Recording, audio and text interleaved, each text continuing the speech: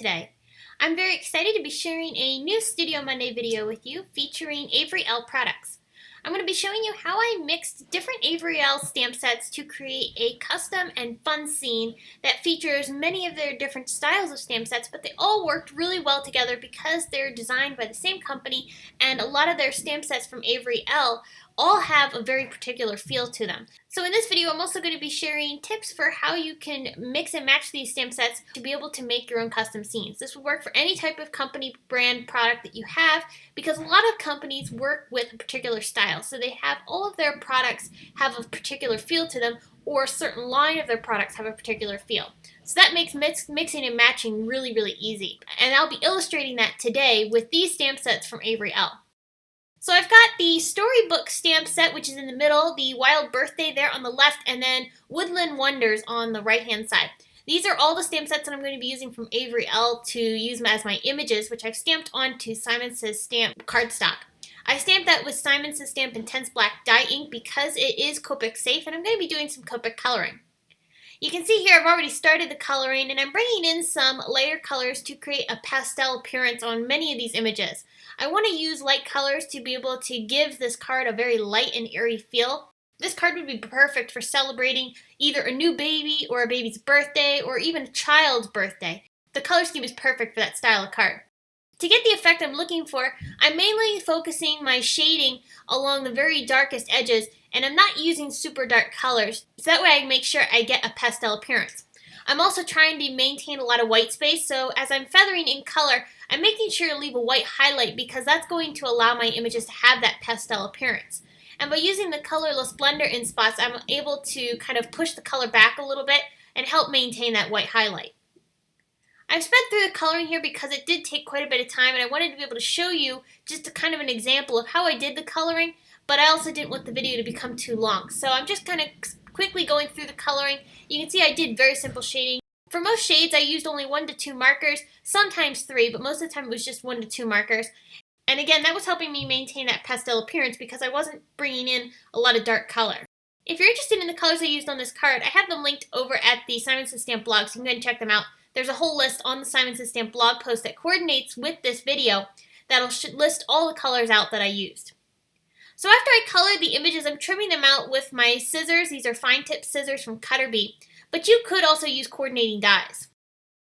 Alright, so the next thing I want to do is, because I'm going to be creating a pastel appearance, I want to create a pastel sky in the background of this card. For that, I'm going to be using the new ink dusters that we have over at Simon Says Stamp.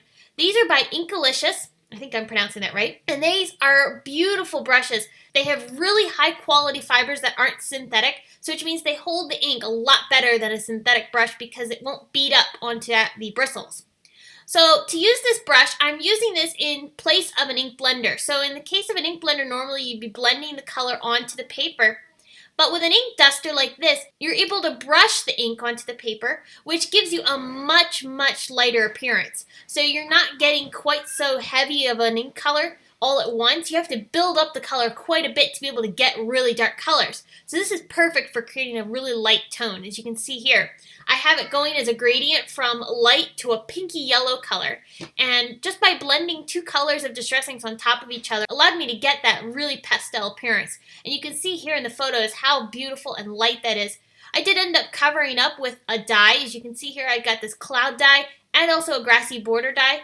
The cloud is from Mama Elephant and the grass is from My Favorite Things. I cut them both from white cardstock, and I'm going to actually be layering these on top of my scene. So most of the coloring isn't going to end up showing through because I wanted just a really light color tone in the sky. So I achieved that by using that ink duster, and that really helped me get that really gorgeous, very pastel appearance. For the grass, I'm coloring this with a couple of G markers that I used on the stamped images. I'm also bringing in a few other shades of green that I did not use on the stamped images. And I'm just using these to create some blades of grass. Just by flicking up some color from the bottom up helps me get a good grass appearance. I also wanted to add a little bit of ink dusting to the cloud itself. I'm bringing in some spun sugar for this. Spun sugar is very light, and by doing ink dusting with that color, you're really getting a very pastel color tone. So you're not going to see this very well in the video, and it's actually a little hard to see in real life too because I end up covering it up with the word celebrate. but it's still there and you can see just a tinge of it, and that's what I wanted. I just wanted a tinge of that color. I didn't want it to be super prominent. I just wanted it to add a bit of subtle color in the background and tie in the other colors that I had going on this card. Alright, so for my sentiment you saw there, I used the Big Greetings stamp set from Avery Elle, and I'm mixing it up with some Altenew Ocean Waves ink.